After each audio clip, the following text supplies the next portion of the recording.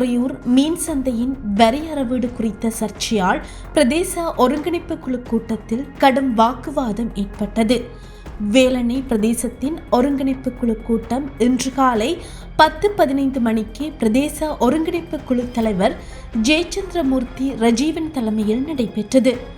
இதன்போது பிரதேசத்தின் பல்வேறு பிரச்சினைகள் குறித்து பொது அமைப்புகள், பிரதேச சபை உறுப்பினர்கள், துறைசார் அதிகாரிகள் விவாதித்தனர்.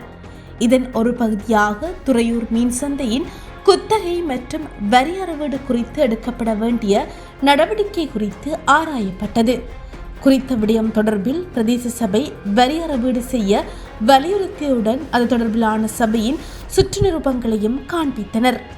ஆனால் குறித்த சந்தை இறங்குதுறை என்றும் தாம் வரி அறவீட்டை எதிர்ப்பதாகவும் தமது அறுவடை மீன்களை விற்க இலவசமாக அனுமதிக்க வேண்டும் என்றும் வலியுறுத்தினர்.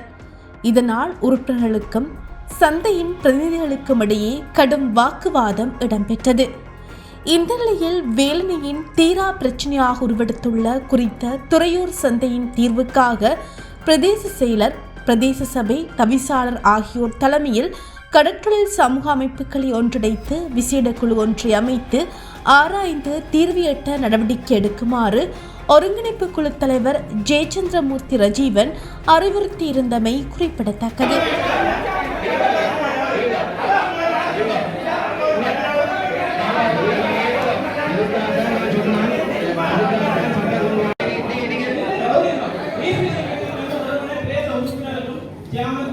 சந்தையை இலவசமாக கொடுக்க வேண்டி வரும். அம்பியநகர் சந்தையை இலவசமாக கொடுக்க வேண்டி வரும். புங்குடுதீவு சந்தையை இலவசமாக கொடுக்க வேண்டி வரும். அதுதான் ஒரு சந்தையை எப்படி புரியாகலாம் சொல்லுங்க. ஒரு சந்தையை புரியாகினால் ஒரு வேலை பிரதேச